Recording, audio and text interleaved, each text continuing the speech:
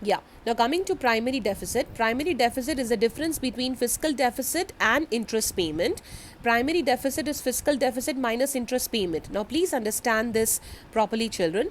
While fiscal deficit shows borrowing requirement of the government inclusive of interest payment on the past loans, primary deficit shows borrowing requirement of the government exclusive of interest payment.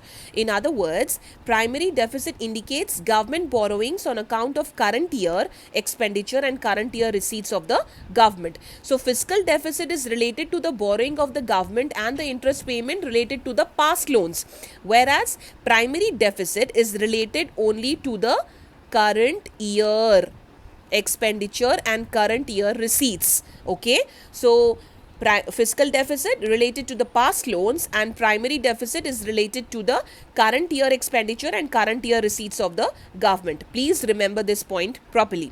Then implications. What are the implications of primary deficit? Now it's the same thing. Implications of primary deficit are similar to those of fiscal deficit, the same way, whether it's related to the past or related to the current. If at all the government is borrowing more, then definitely your GDP is going to come down. There is going to be crowding out, there is going to be erosion of government credibility. Okay, so all these implications are the same.